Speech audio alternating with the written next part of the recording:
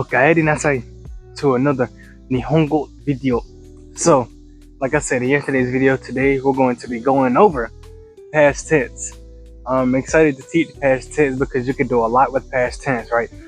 There are no grammar rule changes to past tense, but we are going to be conjugating the things some words will be conjugated differently. So, if you haven't already, go ahead and pick up your Genki book right here and go ahead to flip to page 107.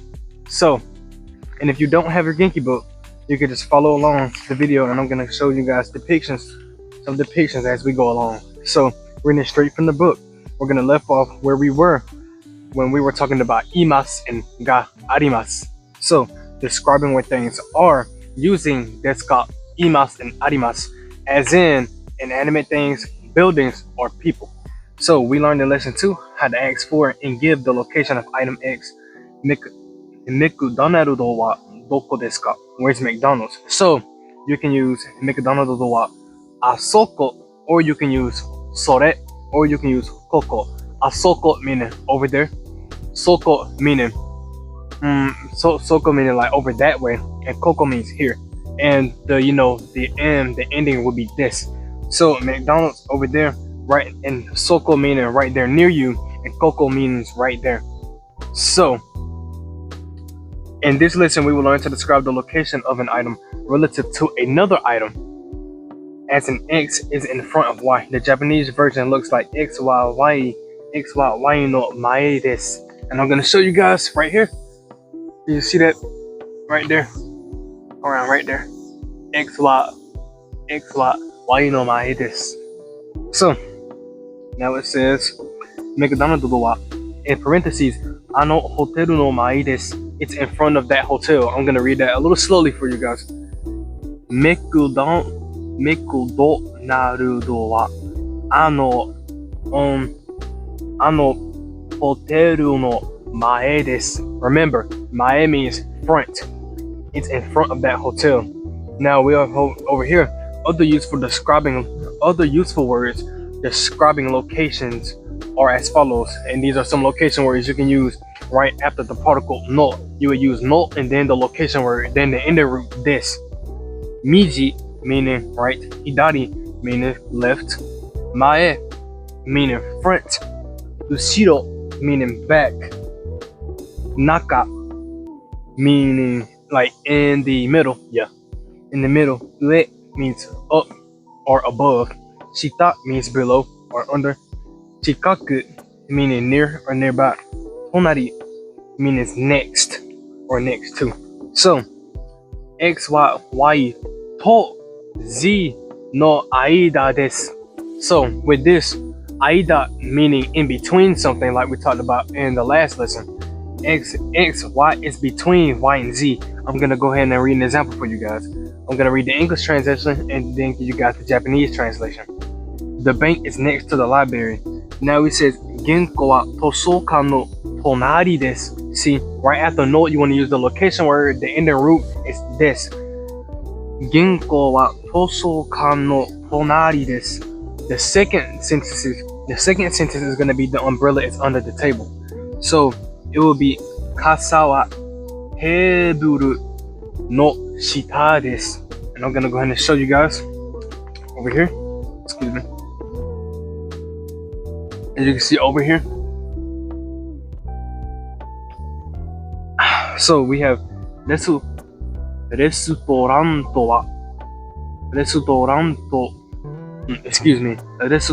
wa super to byoin no aida desu. The restaurant is between the supermarket and the hospital.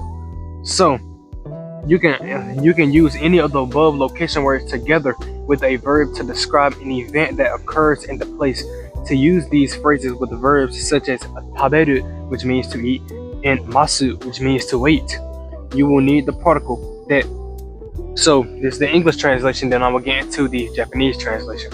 I waited for Mary in front of the Moss Burger place. Watashi wa masu baga no mae de Mary-san o machimashita. So another word for near is commonly used soba. But you don't need to worry about soba right now because It's kind of the same translation, but you would use tonari. You would use tonari more. Use tonari to describe two people or two buildings, places that are found side by side. You can use yoko. You can use yoko for a much wider range of things. Okay. Then we have an example right here. The bag is by the desk. So we have kaban wa sukue no yoko desu. That means the bag is all the way over there. Because you're using yoko, that means something is all the way over there, far away from you. So you wouldn't use a kaban wa sukue no tonari desu because it's a little odd. I guess honestly, I guess because the difference is because it wouldn't be next to the desk because it's away from you, right? So it would be the wrong translation. Now, finally getting into today's lesson, which is past tense. This is still lesson 4. So the past tense version of XYY des sentences are deshita, and the affirmative and the negative is janakatta desu, in the negative. This we have here. The present affirmative is this, and the negative janai desu. The past is deshita, affirmative. The negative is janakatta desu. And I'm gonna go ahead and show you guys a picture of that right there. Yep. Perfect.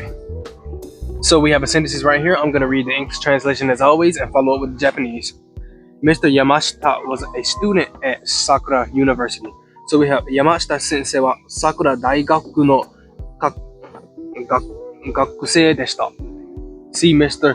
Yamashita was a student. So now we have another sentence that was not a Japanese movie. So we have あれは日本の映画じゃなかったです.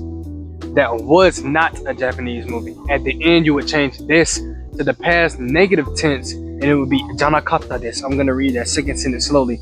あれは日本の映画じゃなかったです. Now, for some past tense verbs. The past tense form of verbs, and I'm sorry if you guys hear any background noise. I'm gonna try to cancel any background noise out as much as I can. So I'm sorry if you guys hear crickets in the background. The past tense forms of verbs end with mashita, in the affirmative, and in the negative it's masen deshita, meaning you know how you have mas and masen. It's just like conjugating. You were conjugating root, but it's the past tense. Now you would use mashita and masen. You use masen deshita. So we have the present affirmative right here, mas. That's the normal, and the negative masen, the past, mashita, and the negative masen deshita. So we have an example right here, as always, English then Japanese. Mary returned home at about 9. Mary-san wa 9時頃うちに帰りました. Mary returned home at about 9. So now we have I did not study for Japanese yesterday. 私は昨日日本語を勉強しませんでした. So, the various details of formation of the long terms that we learned in lesson 3, like the ru verb, u verb, irregular verb distinctions, all apply to past tense form as well, which is masen, which is mashita, and masen deshita. You notice that if it's past tense, then it will end with ta, deshita, or janakatta desu. It will have ta in it. For when you're doing past tense of verbs and you're conjugating your verbs into past tense, as always, you use mashita and masen deshita. Now for the particle mo. So we're going to get into the particle mo. We learned in lesson 2 that we use the particle mo in reference to the second item which shares a common attribute with the first. You can also use mo when 2 or more people perform the same activity. English and Japanese as always. I went to Kyoto yesterday. So, 私は昨日京都に行きました. So, now I'm going to read the second sentence. Yamashita went to Kyoto yesterday too. Now it says, Yamashita sensei mo 昨日京都に行きました. So, mo will be replaced with wa, which is the topic particle. Mo is now the topic particle. You will have your subject, then the particle mo. Yamashita sensei mo 昨日京都に行きました. And I'm going to show you guys the example sentences right here. Right over there.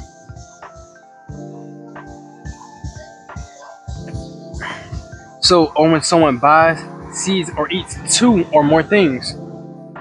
Mary bought shoes. Mary-san wa kusu o kaimashita. Mary bought a bag too. Remember, now your particle is getting replaced with mo. So, Mary-san wa kaban mo kaimashita. So now, in the examples above, you are replacing wa and o, which is wa topic particle and o being a direct objective, with mo. With other particles such as ni and de, you keep them and follow them up with mo. You never replace ni and you never replace de with mo. You keep de and you keep ni, and then after that you follow up with mo. But you replace wa and you also replace o, which is a topic marker and a direct objective. So, with some sentences right here, I went to Kyoto last week. So we have watashi wa sensho Kyoto. Oh, watashi wa sensho Kyoto ni ikimashita. And now another example, I went to Osaka too. Osaka ni mo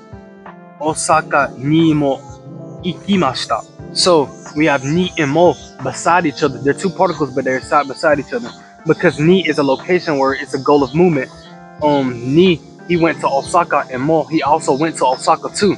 So Sora came to school on Saturday. Sora-san wa doyoubi ni gakko ni imashita. She came to school on Sunday too, which would be nichoubi ni mo gakko ni imashita. Ken read a book at home. Ken-san wa uchi de hon o yomimashita. He read a book at a cafe too. Cafe de mo hon o yomimashita. You would use de here because de is not like the permanent goal. You're not permanently staying at the cafe, so okay. Just like mo replacing wa or o, you put mo on the new item. That is just like the first item introduced in the preceding sentence. In the examples above, you visited both Kyoto to Osaka. Sora came to school on both doyoubi to nichoubi and so forth. Wa, ga, o replaced with mo. Ni, de, etc. is ni mo or de mo, etc. Do not get confused with demo, because demo can also mean but, as we are saying yada yada yada demo. So you can kind of tell when det and mo are being used together, because you would name a place, then you would put det and then mo. When you're actually just speaking and you're saying demo, then it kind of becomes clear that you're saying, but so on and so on when you're talking in Japanese. So I'm gonna go and show you guys this example right here. It's below, all the way down there. So now we're gonna practice some more. The duration of an activity is expressed with a bare noun. I'm gonna read that again. The duration of an activity is expressed with a bare noun. The duration of an activity, like ichijikan, which means 1 hour.